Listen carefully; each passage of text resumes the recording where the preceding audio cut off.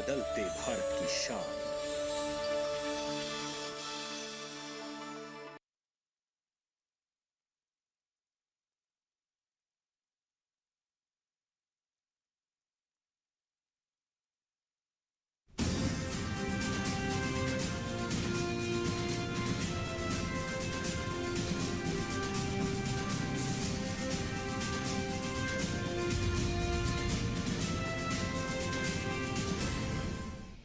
नमस्कार, किसान समाचार में आपका स्वागत है। मैं हूं साइमा खान। सबसे पहले नजर हेडलाइंस पर। कोच्चि में 16वीं कृषि विज्ञान कांग्रेस का आयोजन। 4 दिवसीय कृषि विज्ञान कांग्रेस का उद्देश्य है भारत की कृषि खाद्य प्रणालियों को टिकाऊ उद्यमों में बदलने के लिए वैज्ञानिक चर्चा। विज्ञान कांग्रेस में भारत और विदेश के कृषि, अर्थशास्त्री, वैज्ञानिक, नीति निर्माता, शिक्षाविद, किसान और उद्यमी समेत करीब 1500 प्रतिनिधि हो रहे हैं शामिल। राष्ट्रीय सहकारी विकास निगम की महापरिषद की 89वीं बैठक। केंद्रीय गृह एवं सहकारिता मंत्री अमित शाह का संबोधन। कहा कि प्रधानमंत्री नरेंद्र मोदी के सहकार से समृद्धि के विजन को पूरा करने में एनसीडीसी की है महत्वपूर्ण भूमिका।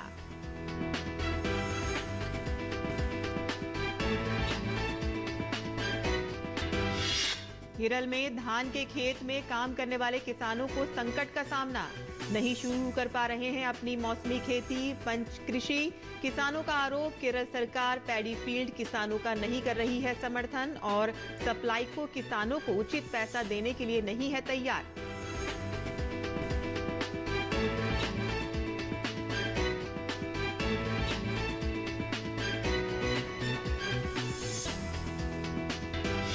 और खादी ग्राम उद्योग गांव में रोजगार को दे रहा है बढ़ावा। महिलाएं बन रही हैं उद्यमशील। खादी के जरिए आत्मनिर्भर भारत की संकल्पना को मिल रही है मजबूती। और अब समाचार विस्तार से। कोच्चि में 16वीं कृषि विज्ञान कांग्रेस का आयोजन हुआ है, जहां 4 दिवसीय कृषि विज्ञान कांग्रेस में केंद्रीय मत्स्य पालन, पशुपालन व डेयरी मंत्री पुरुषोत्तम रुपाला की शिरकत। इसका प्राथमिक उद्देश्य भारत की कृषि खाद्य प्रणालियों को टिकाऊ उद्यमों में बदलने के बारे में एक वैज्ञानिक चर्चा करना है। इसमें भारत और विदेश से करीब 1500 प्रतिनिधि शिरकत कर रहे हैं। इनमें कृषि अर्थशास्त्री, वैज्ञानिक, नीति निर्माता, शिक्षाविद, किसान और उद्यमी शामिल हैं। कृषि और समाज पर इसके प्रभाव से संबंधित 10 विषयों पर चर्चा की जाएगी। भारत में कुपोषण, पोषण सुरक्षा, टिकाऊ कृषि खाद्य प्रणालियों के लिए जलवायु कार्रवाई, अनुवांशिक और जीनोमिक्स में प्रगति, पशुधन उत्पाद, खाद्य प्रणालियों का परिवर्तन, न्यूट्रास्यूटिकल, जलीय कृषि प्रणाली, खाद्य प्रसंस्करण, डिजिटल कृषि, एआई आधारित सिस्टम और कृषि नीति जैसे विषयों को शामिल किया गया है। 16वीं कृषि विज्ञान कांग्रेस का मुख्य आकर्षण किसान वैज्ञानिक विचार विमर्श बैठक है, जो कृषकों एवं वैज्ञानिकों को अपने अनुभवों एवं विचारों को प्रकट करने का मंच प्रदान करेगी। देश के विभिन्न राज्यों से पद्म पुरस्कार से सम्मानित कृषक सहित सफल कृषक अपने अनुभवों को व्यक्त करेंगे और इसके अतिरिक्त कृषि उद्योगों के बीच भी विचार विमर्श बैठक का आयोजन किया जाएगा, जो कृषि एवं उद्योग के बीच की दूरी को कम करके सहयोग और नवोन्मेष बढ़ाएगा। सम्मेलन स्थल पर एक कृषि प्रदर्शनी का भी आयोजन किया जा रहा है। इसमें सार्वजनिक और निजी क्षेत्र के अनुसंधान संस्थानों, विश्वविद्यालयों, कृषि उद्योगों, विस्तार एजेंसियों और गैर सरकारी संगठनों की नवीन कृषि प्रौद्योगिकियों का प्रदर्शन किया जाएगा। केंद्रीय गृह एवं सहकारिता मंत्री श्री अमित शाह ने कल नई दिल्ली में राष्ट्रीय सहकारी विकास निगम एनसीडीसी की महापरिषद की 89वीं बैठक को संबोधित किया। अपने संबोधन में अमित शाह ने कहा कि एनसीडीसी प्रधानमंत्री नरेंद्र मोदी के सहकार से समृद्धि के विजन को पूरा करने में महत्वपूर्ण भूमिका निभा रहा है। उन्होंने कहा कि देश के 60 करोड़ ऐसे लोग जिनके पास पूंजी नहीं है कि आर्थिक समृद्धि का एकमात्र रास्ता सहकारिता है। उन्होंने कहा कि प्रधानमंत्री मोदी के दूरदर्शी नेतृत्व में अपने गठन के बाद से सहकारिता मंत्रालय ने देश में सहकारिता आंदोलन को मजबूत करने और जीडीपी में सहकारी समितियों की हिस्सेदारी बढ़ाने के लिए पिछले 27 महीनों में 52 पहल की हैं। इन पहलों में प्राथमिक कृषि ऋण समितियों को मजबूत करने पर विशेष ध्यान दिया गया है। ईज ऑफ डूइंग बिजनेस की दिशा में भी कई पहलों में पैक्स का कंप्यूटरीकरण, मॉडल उपनियम और पैक्स के कामकाज के विस्तार के लिए डेयरी गोदामों की स्थापना, एलपीजी, पेट्रोल, हरित ऊर्जा वितरण एजेंसियां, बैंकिंग संवाददाता पैक्स द्वारा सामान्य सेवा केंद्र के रूप में 300 से अधिक सेवाएं प्रदान करना और सहकारी समितियों का अद्यतन डेटाबेस तैयार करने जैसी 30 से अधिक व्यावसायिक गतिविधियां शामिल हैं। केंद्रीय सहकारिता मंत्री ने कहा कि राज्य सरकारों की सहायता से एक राष्ट्रीय सहकारी डेटाबेस विकसित किया गया है, जिसमें देश भर के 8 लाख से अधिक सहकारी समितियों का व्यापक, प्रामाणिक और अपडेट डेटा उपलब्ध है। जल शक्ति मंत्रालय के मार्गदर्शन में 2 से 31 अक्टूबर 2023 तक भारत सरकार के सभी केंद्रीय मंत्रालयों, विभागों, संलग्न और अधीनस्थ कार्यालयों व अन्य सरकारी कार्यालयों में साफ सफाई का विशेष अभियान चलाया जा रहा है। नदी विकास एवं गंगा संरक्षण विभाग तथा उससे संबंधित सभी संगठन विशेष अभियान 3.0 पहल के माध्यम से लंबित मामलों के समाधान में तेजी लाने, अव्यवस्था को दूर करने और प्रगतिशील दृष्टिकोण को बढ़ावा देने के उद्देश्य से अपने संबंधित परिसरों व उसके आसपास कार्य स्थान को साफ सुथरा करके बेहतर बनाने के लिए तैयार हैं। इस अभियान के तहत जल संसाधन, नदी विकास एवं गंगा संरक्षण विभाग में निर्धारित किए गए लक्ष्यों को अंतिम रूप दे दिया गया है। कार्य निष्पादन के लिए नोडल अधिकारी नामित किए गए हैं। अभियान से संबंधित गतिविधियों की प्रगति के बारे में वरिष्ठ अधिकारियों के साथ सचिव स्तर पर समीक्षा बैठक भी की जा रही है। इसके अलावा हर दिन होने वाली प्रगति को दैनिक आधार पर पोर्टल पर दर्ज भी किया जा रहा है। तमिलनाडु के चेन्नई में किसान केंद्र सरकार द्वारा गन्ना किसानों को दी धान और गन्ने के लिए न्यूनतम निर्धारित मूल्य सहित अपनी 10 सूत्री मांगों को लेकर राज्य सरकार के खिलाफ विरोध प्रदर्शन कर रहे हैं। राज्य सरकार ने प्रदर्शनकारियों की मांगों को अनदेखा करते हुए जबरन पुलिसकर्मियों ने प्रदर्शनकारी किसानों को हिरासत में लिया।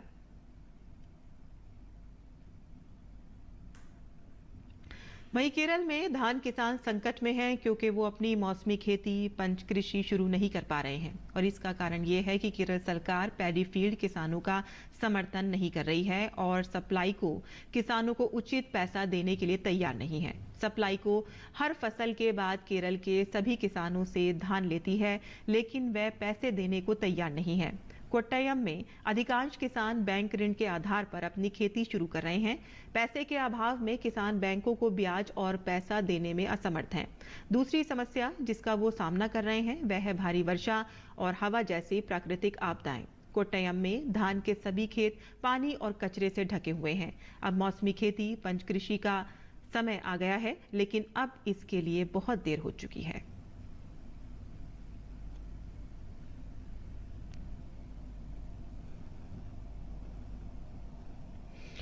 जम्मू कश्मीर में जल जीवन मिशन में 70% लक्ष्य प्राप्त कर कीर्तिमान स्थापित किया है।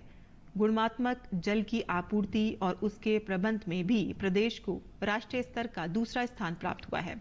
जल जीवन मिशन के अंतर्गत 13,16,000 ग्रामीण परिवारों को नल से जल की आपूर्ति हो रही है। इस मिशन का उद्देश्य प्रत्येक ग्रामीण परिवार को नल से जल उपलब्ध कराना है।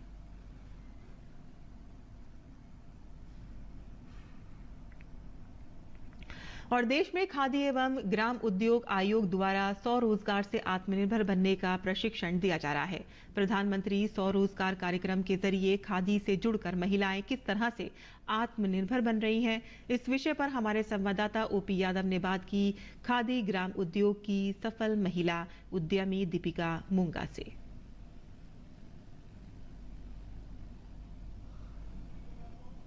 खादी एवं ग्रामोद्योग आयोग भारत सरकार द्वारा ग्रामीण अर्थव्यवस्था को मजबूती प्रदान कराने के लिए न केवल ग्रामीण युवाओं को प्रशिक्षण दिया जाता है, बल्कि महिलाओं को उद्यमशील बनाकर आत्मनिर्भर बनाने का काम भी किया जाता है। अभी हमारे साथ ऐसी एक महिला है दीपिका मुंगा, जिन्होंने अपना स्वरोजगार किया, खादी से प्रशिक्षण लिया और आज उद्यमशील महिला बनी है। दीपिका जी, आपने खादी से क्या क्या सहयोग लिया? खादी, सबसे पहले मैं आपको बताना चाहूँगी कि मैंने जब खादी से कोर्स किया, खादी ने बहुत अच्छे कोर्सेज हमारे लिए बडिंग एंटरप्रेन्योर्स के लिए शुरू किए हैं। उनमें से एक कोर्स मैंने ऑयल खानी का किया, so that was my first step. उसके बाद कोर्स करने के बाद ये था मन में आया कि हमें हेल्थ को ज़्यादा देना चाहिए, महत्व देना चाहिए। एंड देखते देखते फिर मैंने देखा कि prime minister mister Modi ji ने बहुत सारी स्कीम्स हम लोग के लिए नई लॉन्च करी हैं, जिसमें से PMEGP एक स्कीम है जिसमें एम्प्लॉयमेंट जनरेशन भी है और उसके साथ साथ हम छोटे स्केल से अपने बिजनेसेस को बना सकते हैं, बढ़ा सकते हैं। सो ऐसे मैंने मोदी जी का ये सारा इनिशिएटिव देखा and I really appreciate the way he is looking at. जैसे मैंने अपना काम शुरू किया। कौन कौन से आप उत्पाद बनाते हैं जो कृषि से संबंधित है और उनको आप बेच रहे हैं? सो बेसिकली हमारा एक ऑयल घानी यूनिट है। सो यहाँ पे हम ऑयल्स निकालते हैं कोल्ड प्रेस मैनर में। सो ये ट्रेडिशनल मैनर है, जैसे हम पहले सुना करते थे कि बैल से कोलू चलते थे, तो ये बेसिकली वही चीज़ है। लकड़ी घानी है, अंदर भी लकड़ी होती है जिसके अंदर क्रशिंग होती है और जो जिसके साथ क्रश करते हैं सीड को वो भी लकड़ी का होता है, इसीलिए हम उसको कच्ची घानी बोलते हैं। और जैसे पहले हमारे बड़े लोग, बुज़ुर्ग लोग यूज़ किया करते थे और उनकी सेहत हम देखते थे, बहुत अच्छी सेहत होती थी। तो हम एक्चुअली वही चीज़ एक मशीन के द्वारा हम कर रहे हैं और उसी तरह हमने एक सेटअप किए। बैल की बजाय मशीन आ गई है जिसमें हम सारे ऑयल्स निकालते हैं, जैसे बादाम का तेल हो गया, मस्टर्ड का तेल हो गया, मूंगफली का तेल है, कुसुम के फूल का तेल है, ऐसे हम बहुत सारे तेल निकालते हैं, तिल्ली का तेल हो गया। तो इसके अलावा हमारे पास जैसे दूसरी चीज़ें आ जाती हैं, गुड़, शक्कर, खांड आ जाती हैं, वो भी हम एक्चुअली देसी चीज़ की तरफ हम सबको दोबारा हम प्रोत्साहित कर रहे हैं कि वापस अपने रूट्स की तरफ आए। अभी ये बहुत नया काम है, अभी मुझे साल सवा साल हुआ है, बट इस साल सवा साल में मैंने ये देखा है कि टाइम लगता है हर चीज़ को। सबसे पहले तो जो हमारा एक आजकल एक फटाफट काम करने वाला, फटाफट खाना बनना, प्रोसेस फूड और ये सारी इंडस्ट्री आ गई है, इसको हमें चेंज करने में, माइंडसेट चेंज करने में, लोगों को वापस अपनी जड़ों के पास लाने में बहुत टाइम लगेगा। सो जब ये चीज़ कन्वर्शन हो जाती है, जब हम कहते हैं कि लोगों को इसमें अवेयरनेस जनरेट हो जाती है, लोग समझ जाते हैं कि क्या फ़ायदा है, उसके बाद हम इसका अच्छा बेनिफिट देखते हैं। आप युवा है, युवाओं को रोजगार की बहुत ज़रूरत होती है, आपने स्वरोजगार की सोची, तो कितना महत्वपूर्ण है खुद का काम करना और आत्मनिर्भर बनना? मुझे बहुत अच्छा लग रहा है अपना काम करके। मैं खेती से जुड़ा हूँ। हमारा काम स्पेशल गन्ने का है। हमारा कोल्लू है तो हम गुड़, शक्कर, खांड बनाते हैं, यहाँ पर अपना सप्लाई करते हैं, मतलब यहाँ पर लोगों को प्रोवाइड करते हैं, तो उसमें अच्छा मुनाफा हो जाता है 25 से 30%। तो देखा आपने, ये खादी ग्रामोद्योग आयोग भारत सरकार द्वारा समर्थित, प्रायोजित और सहयोगित एक इकाई है, जिससे इस महिला को न केवल रोजगार के जरिए एक विकल्प मिला है, बल्कि अन्य महिलाओं को प्रेरणा देने के जरिए आत्मनिर्भर भारत की संकल्पना को पूरा करने का एक बेहतरीन उदाहरण भी इन्होंने प्रस्तुत किया है। मेरे सहयोगी कैमरामैन आलोक गुप्ता के साथ में OP Yadav, DD news, Delhi. और भारत सरकार डेयरी क्षेत्र को लगातार बढ़ावा दे रही है। सरकार की पहल से प्रेरित होकर कई किसान आज आत्मनिर्भर बनकर स्वरोजगार कर रहे हैं। और ऐसे ही गुजरात के किसान हैं रमेश भाई रूपाला, जो रमेश भाई ने 200 गिर गायें पाल रखी हैं और दुनिया के 26 देशों में इनके जैविक उत्पाद बिक रहे हैं। गिर गौ जतन संस्थान के जरिए 240 तरह के ये पंचगव्य उत्पाद बनाकर बेच रहे हैं और इनको इस कार्य के लिए हाल ही में केंद्रीय पशुपालन व डेयरी मंत्री पुरुषोत्तम रूपाला ने विश्व डेयरी दिवस पर नई दिल्ली में सम्मानित भी किया है। मैं एक किसान हूँ, गोपालक हूँ। मेरे घर में 200 A1 क्लास गिर गाय है और हम एक संस्थान चलाते हैं, गिर गौ जतन संस्थान। उसके माध्यम से लगभग 26 देश के लोगों को गोपालन की ट्रेनिंग दे चुके हैं और गोपालन के माध्यम से शोषण मुक्त रोजगार कैसे खड़ा हो और उसके गोपालन के माध्यम से ऑर्गेनिक प्रोडक्ट, ऑर्गेनिक फूड लोगों को कैसे प्रोवाइड हो, वो गाय आधारित खेती के माध्यम से ट्रेनिंग दे के करते हैं। और लगभग 240 के आसपास पंचगव्य उत्पाद बनाते हैं, गाय के घी, दूध, दही से, गोबर, गोमूत्र से। ऑल वर्ल्ड में ऑफिशियली उसको एक्सपोर्ट करते हैं और लगभग 150 से अधिक लोगों को रोजगार मिल रहा है। तो गाय एक रोजगार का आधार बन सकती है, गाय गाँव का आधार बन सकती है और गाय आरोग्य का आधार भी बन सकती है।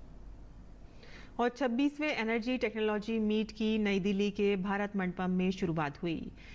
पेट्रोलियम एवं प्राकृतिक गैस मंत्री हरदीप सिंह पुरी ने 3 दिनों तक चलने वाली इस बैठक का उद्घाटन किया। इस मौके पर उन्होंने एक प्रदर्शनी का भी उद्घाटन किया, जिसमें ऊर्जा क्षेत्र, खासकर रिफाइनिंग और पेट्रोकेमिकल सेक्टर में हुई तकनीकी विकास को दर्शाया गया।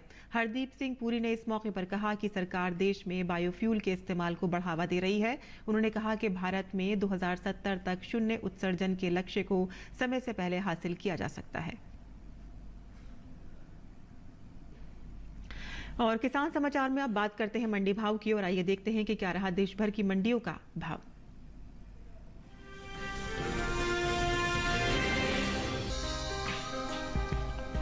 कृषि उपज मंडियों में सामान्य है धान की आवक। घरेलू स्तर पर 1308.37 लाख टन धान की उपज अनुमानित। इस साल धान की रिकॉर्ड पैदावार का अनुमान। चालू खरीफ सीजन में देश के ज्यादातर हिस्सों में धान की बुआई चल रही है। कृषि मंत्रालय की ओर से जारी ताज़ा आंकड़ों के मुताबिक साल 2023 के लिए खरीफ धान की बुआई बीते साल से आगे चल रही है। 22 सितंबर तक खरीफ धान की बुआई 411 लाख हेक्टेयर के पार पहुंच गई है, जबकि बीते साल इस दौरान खरीफ धान की बुआई 400,72,000 हेक्टेयर में हुई थी। यानी इस साल खरीफ धान की बुआई बीते साल के मुकाबले 10,08,000 हेक्टेयर आगे चल रही है। फिलहाल मंडियों में धान की आवक सामान्य बनी हुई है। धान का कटोरा कहे जाने वाले राज्य छत्तीसगढ़ की नगरी मंडी में 7 अक्टूबर को धान का भाव रहा 2,000 रुपए। 9 अक्टूबर को इसके भाव में कोई बदलाव देखने को नहीं मिला और भाव 2,000 रुपए पर बना रहा। पंजाब की जलालाबाद मंडी में इस दौरान धान के सौदों में मजबूती के साथ कारोबार हुआ। यहाँ 7 अक्टूबर को धान का भाव था 2,300 रुपए। 9 अक्टूबर को इसके सौदे 50 रुपए चढ़कर 2,350 रुपए पर हुए। हालांकि राज्य की ही जालंधर सिटी में बीते 2 दिनों के दौरान धान के स्थिर भाव रहे। यहाँ 7 और 9 अक्टूबर को धान 2,203 रुपए पर बिकी। उत्तर प्रदेश की सीतापुर मंडी में 7 अक्टूबर को धान का भाव था 2,070 रुपए। 9 अक्टूबर को इसके सौदों में 10 रुपए की तेजी आई और भाव हो गया 2,080 रुपए। उत्तर प्रदेश की दूसरी मंडियों में धान के भाव की बात करें तो सप्ताह के पहले दिन सोमवार को फैजाबाद मंडी में सामान्य धान का भाव रहा 1,990 रुपए। लालागंज मंडी में भाव रहा 2,200 रुपए, जबकि राज्य की ही बदायूं मंडी में इस दौरान धान के सौदे 2,400 रुपए पर हुए। बात धान की पैदावार की करें तो घरेलू स्तर पर इस साल धान की पैदावार रिकॉर्ड स्तर पर की जा सकती है। कृषि मंत्रालय के तीसरे अग्रिम अनुमान के मुताबिक देश में धान की उपज साल 2022-23 के दौरान 1,355.42 लाख टन होने का अनुमान जताया गया है। ये उपज पिछले साल की तुलना में 60.71 लाख टन अधिक है, जबकि साल 2021-22 में धान की पैदावार 1,294.71 लाख टन रही थी।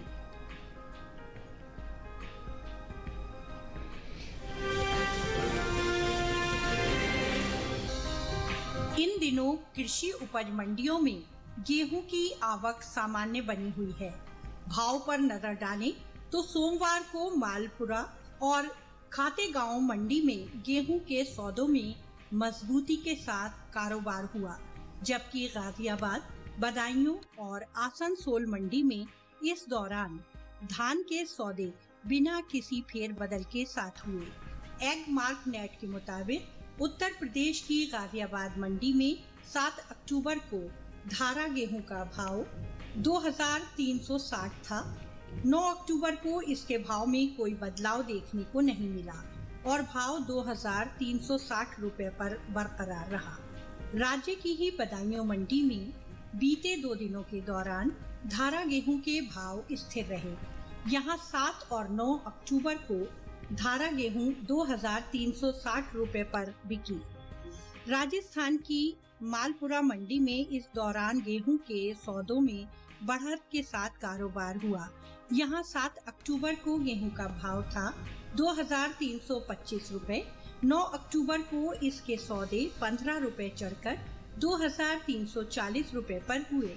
पश्चिम बंगाल की आसनसोल मंडी में 7 अक्टूबर को गेहूं का भाव रहा 2,700 रुपए। 9 अक्टूबर को इसके सौदे बिना किसी उठापटक के 2,700 रुपए पर हुए।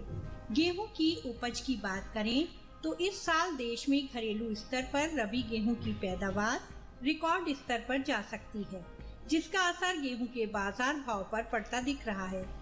कृषि मंत्रालय के तीसरे अग्रिम अनुमान के मुताबिक साल 2022-23 के दौरान देश में रबी गेहूं की उपज 1127.43 लाख टन अनुमानित है, जो पिछले साल के उत्पादन की तुलना में 50.01 लाख टन अधिक है। वहीं बीते साल इस दौरान रबी गेहूं की पैदावार 1077.42 लाख टन रही थी।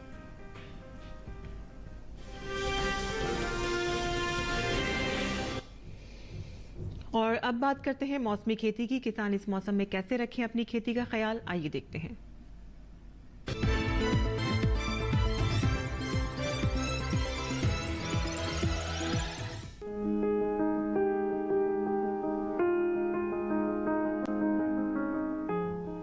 बिहार में किसान आलू की कुफरी सूर्या जैसी किस्मों की बुआई कर लें। बिहार में धान में ब्लास्ट रोग दिखाई देने पर इसके नियंत्रण के लिए बावस्टीन का छिड़काव करें।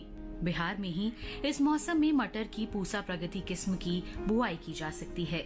इनकी बुआई से पहले इनके बीजों को उपचारित जरूर कर लें। बिहार में फूलगोभी की पूसा अगहनी, पटना पुरुष और कासी कुवारी जैसी किस्मों की बुआई की जा सकती है। फूलगोभी में अगर इल्ली का संक्रमण दिखाई दे तो इससे बचाव के लिए स्पिनोसाइड का छिड़काव करें। बिहार में ही पत्ता गोभी की भारत का गौरव, स्वर्णिम एकर और पूसा मुक्ता जैसी किस्मों की नर्सरी लगाई जा सकती है। यहाँ साथ ही मूली की अगेती किस्मों की भी बुआई की जा सकती है। बिहार में ही किसान सरसों की बुआई के लिए खेत तैयार कर लें और इनकी विभिन्न किस्मों की बुआई कर लें। बिहार के मक्का किसान मक्के की पकी फसल की कटाई कर लें। कटाई के बाद इन्हें धूप में सुखाकर इनका सुरक्षित भंडारण भी कर लें। असम में किसान कुट्टू अनाज की बुआई के लिए जमीन तैयार कर लें। जमीन तैयार करते वक्त इनके खेतों में यूरिया और गोबर की खाद का इस्तेमाल जरूर करें।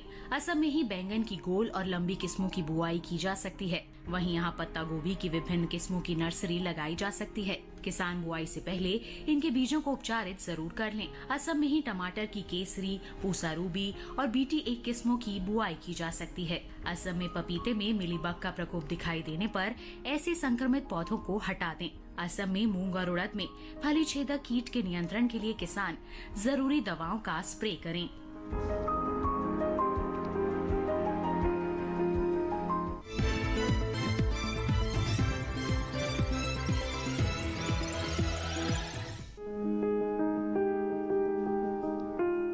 ये समय पत्ता गोभी की बुआई के लिए काफी बेहतर है।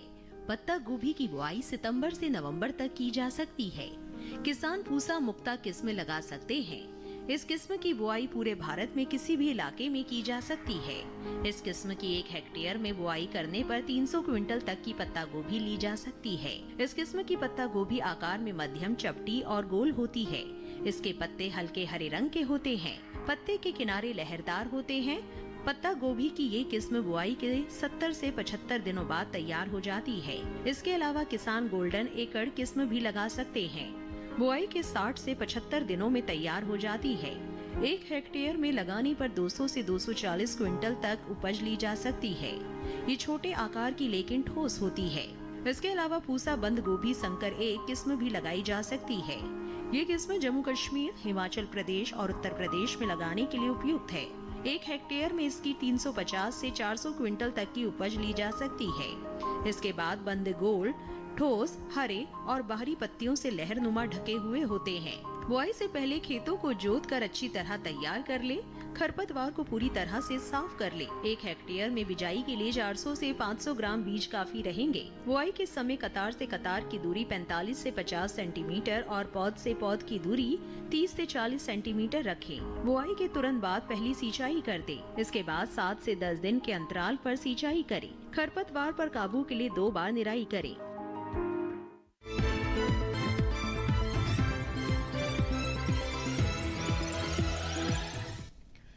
और खेती किसानी से जुड़ी खबरों के बाद आइए अब नजर डाल लेते हैं कुछ और खबरों पर। खास खबर में इटली दौरे पर रक्षा मंत्री राजनाथ सिंह ने रोम में अपने समकक्ष गुइडो क्रोसेटो के साथ बैठक की। भारत और इटली के बीच रक्षा सहयोग पर एक समझौते पर भी हस्ताक्षर किए गए और साथ ही राजनाथ सिंह ने दोनों देशों के बीच रक्षा साझेदारी की ओर मजबूत होने की उम्मीद जताई। देश के विभिन्न हाई कोर्ट में जजों की नियुक्ति को लेकर केंद्र सरकार ने कॉलेजियम के पास 70 नाम भेजे हैं। सुप्रीम कोर्ट ने बताया है कि नवंबर 2022 से कानून मंत्रालय के समकक्ष लंबित 70 नाम अब कॉलेजियम के पास आ गए हैं। कोर्ट उन पर काम कर रहा है और अक्टूबर की छुट्टियों से पहले इसे पूरा करने की कोशिश की जाएगी। 5 राज्यों में होने वाले आगामी विधानसभा चुनाव पर उत्तराखंड के मुख्यमंत्री पुष्कर सिंह धामी ने कहा कि निश्चित रूप से देश की जनता आज डबल इंजन की सरकार चाहती है। विश्व मानसिक स्वास्थ्य दिवस पर केंद्रीय स्वास्थ्य मंत्री डॉक्टर मनसुख मांडविया ने कहा कि मानसिक बीमारी वाले लोगों के लिए स्वास्थ्य देखभाल सुनिश्चित की जा रही है। इस दिशा में कई सेवाएं प्रदान की जा रही हैं। प्रवर्तन निदेशालय ने अब आप विधायक अमानतुल्लाह खान के घर पर छापा मारा है। मनी लॉन्ड्रिंग के एक मामले में ईडी ने ये कार्रवाई की है। अमानतुल्लाह खान पर वक्फ बोर्ड की जमीन को लेकर घोटाला करने का आरोप है। वहीं एक और आप नेता राघव चड्ढा ने दिल्ली हाई कोर्ट में याचिका दायर की है। याचिका में राघव चड्ढा ने पटियाला हाउस कोर्ट के उस आदेश को चुनौती दी है जिसमें कोर्ट ने राज्यसभा सचिवालय को लुटियन दिल्ली में स्थित टाइप 7 बंगला खाली करने की इजाजत दे दी थी। दिल्ली हाई कोर्ट बुधवार को सुनवाई करेगा। अनुसूचित जाति के छात्रों की शिक्षा और सामाजिक आर्थिक विकास को बढ़ावा देने की दिशा में सामाजिक न्याय और अधिकारिता मंत्रालय ने बड़ा कदम उठाया है। मंत्रालय ने लक्षित क्षेत्रों में उच्च विश्वविद्यालयों में छात्रों के लिए आवासीय शिक्षा योजना श्रेष्ठ शुरू की है। उत्तराखंड के नैनीताल जिले में जोलीकोट स्थित अवैध मदरसे में बच्चों के साथ हुए अमानवीय व्यवहार पर राज्य सरकार गंभीर हो गई है। मुख्यमंत्री पुष्कर सिंह धामी ने इस मामले को गंभीरता से लेते हुए प्रदेश में संचालित हो रहे सभी मदरसों में सत्यापन कराए जाने के निर्देश दिए हैं। उत्तर प्रदेश के बलिया में बड़ा हादसा।